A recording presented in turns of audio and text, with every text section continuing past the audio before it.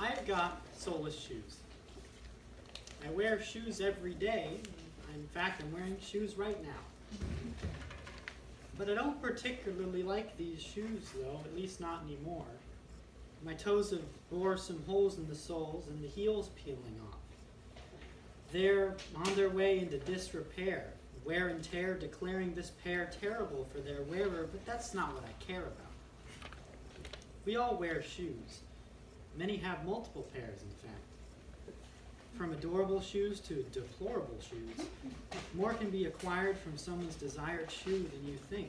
It must be hardwired or something, required to find your purpose in life, never expiring until you die, but I'm tired of my shoes, though. 'Cause I've got soulless shoes. I know I said I at least used to like them, but actually that's not entirely true. I just never knew I didn't. I didn't know how I would grow. I didn't know where the flow of time would go for me.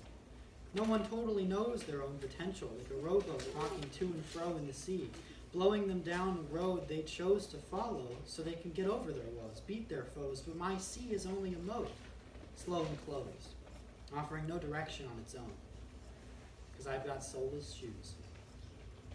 I didn't choose these shoes. They fused to me from birth. I got used to the loose fit, but something new soon changed the view I had. Who knew you could be kicked by your own shoes? Initially clueless to the first few, but each leaves a bruise, refusing your confusion, the abuse sending you on a cruise down memory lane, finally realizing the pain you've maintained for every everlasting day, only retaining how chained you are in your sameness, draining what little hope of change remains.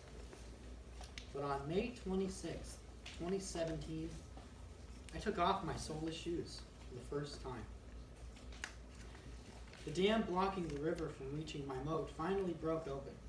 The water came in a tremendous wave, pushing my boat out of its endless spiral and onto a new path, one I could finally control.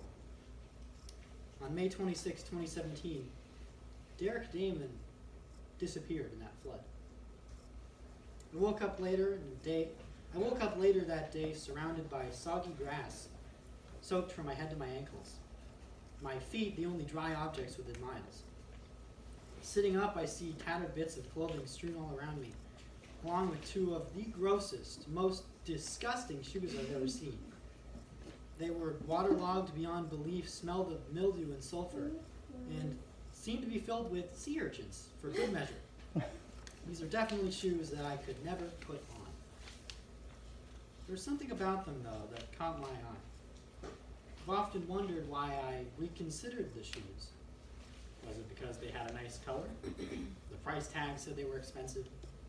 Just because, wouldn't it be really funny if I actually pulled a sea urchin out of my shoe right now? But I think I figured it out. Why I've decided to endure the discomfort, smell, and pain of those shoes, because Derek still had things to do. Aspirations, friends, a family, a future. If he died today, there would be so much he missed out on. I needed to be the one to take his place, help him realize the opportunities he really has, and the person he can become. So on May 26, 2017, I put on my soulless shoes for the second time. The following 2.5 years were a learning experience for me, not because of school or because of reaching adulthood, but because I learned how to fix those soulless shoes. I slowly started to tell family and friends about how my shoes have been affecting me and what they can do to help. Luckily, they've all been wonderful about it, doing their best to help as much as possible. But I think I've hit a ceiling.